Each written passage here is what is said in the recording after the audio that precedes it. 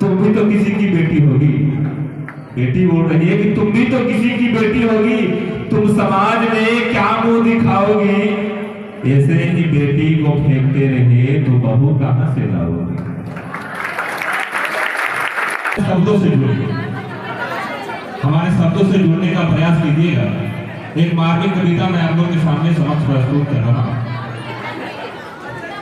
एक मैं इसका पहले सारांश समझा देता हूं कि आखिर मामला क्या है इस कविता का। एक घर में एक बच्ची पैदा हुई है, लेकिन उस परिवार को बेटा चाहिए था और हो गई है बेटी। उस नवजात बच्ची को परिवार वालों ने, उसकी मम्मी ने, उसकी दादी ने, उसकी नानी ने, सभी के सहयोग से उस बच्ची को एक झाड़ी में फेंका है। उस झाड़ी में फेंकाए हैं तो बच्ची वहां से करा रही है और बोल रही है। हमारे शब्दों से जोड़ने का प्रयास कीजिएगा। बच्ची बोल रही है, कुत्ते मेरे पैर नोच रहे हैं, इसमें मेरा क्या कसूर था। कदम रखूंगी इस दुनिया में, इस बात का मुझे बड़ा गुरूर था। कोख में थी तब बहुत सुनी थी, कोख में थी तब बहुत सुनी थी। यहाँ बेटी को देवी सा पूजा जाता है, लक्ष्मी का दर्जा दिया जाता है। यहाँ बेटी के आगे कोई दूजा नहीं आता है। एक बेटे की चाहत के खातिर बेटी बोल रही है कि एक बेटे की चाहत के खातिर कूड़े में फेंक आई हो तुम। नन्ही बच्ची को देखकर दया नहीं आया, कैसी निर्दयी माई हो तुम।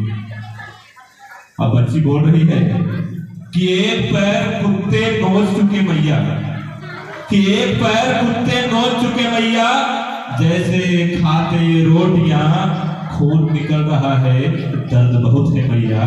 फिर भी आज मैं बताऊंगी कहां नहीं है बेटियां। बेटी बोल रही है कि हिमालय का सीना चीर दिया जिसने, बछेंद्री पाल बेटियां। बैडमिंटन खेलकर इतिहास रच दी साइना नेहवाल बेटियां। पूरे विश्व में ताकत का एहसास कराई मीराबाई चानू बेटियां। जिसने अंग्रेजों को भी नतमस्तक कराया लक्ष्मीबाई बेटियां। पहली महिला IPS बन दिखाई किरण बेदी बेटियां। जिसने पाकिस्तान को भी सबक सिखाया इंदिरा गांधी बेटियां। ओलंपिक खेल इतिहास रच दी PV सिंधु बेटियां। सुंदरता और काबिलियत के दम पर विश्व में नाम फहराया हरनाज संधू बेटियां। फिर बेटी बोल रही है कि और कितनी गिनवाऊं मैया, और कितनी गिनवाऊं मैया। अब सांस हमारी अटक रही है, पूरी बात बताना चाहती हूं मैं, लेकिन अब चीन भी आगे पीछे भटक रही है। अब बेटी बोल रही है, कुत्ते दोनों पैर नोच चुके भैया।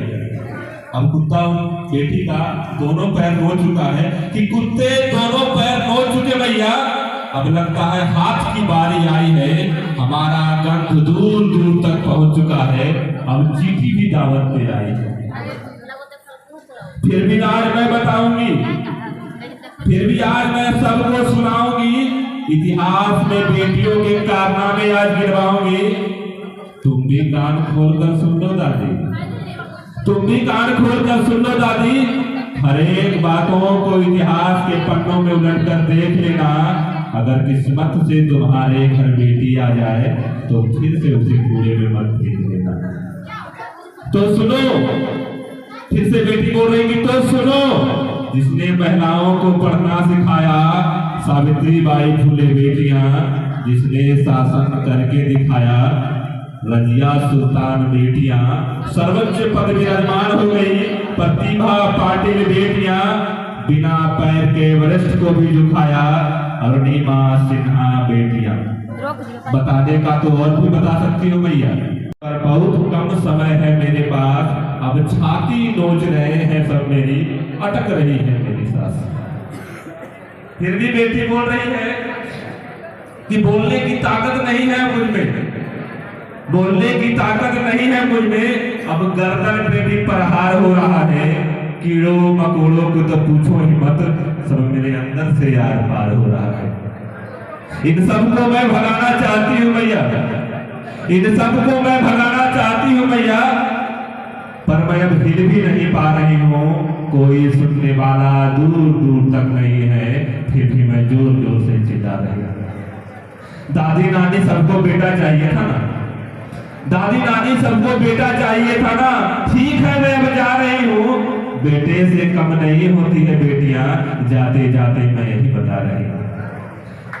तुम भी तो किसी की बेटी होगी, बेटी बोल रही है कि तुम भी तो किसी की बेटी होगी, तुम समाज में क्या मुंह दिखाओगी, ऐसे ही बेटी को फेंकते रहे तो बहू कहां से लाओगी। और अंतिम पंक्ति आप लोग के समक्ष रख रहा हूं, लास्ट पंक्ति बेटी बोलते बोलते जा रही है, यदि अंतिम पंक्ति आप लोग को अच्छे लगे तो आप इस कविता के सम्मान में एक ताली आप लोग जरूर बजाइएगा।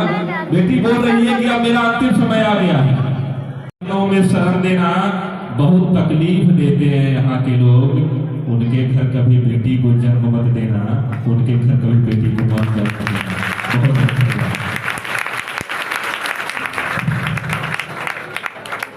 धन्यवाद विवेक जी, बहुत ही अच्छा और प्रेरणादायक कविता था। यह कटु सत्य है कि बहू सबको चाहिए, भाभी सबको चाहिए, मौसी बुआ सब चाहिए, लेकिन बेटियां नहीं चाहिए, फिर ये रिश्ते होंगे कहाँ से?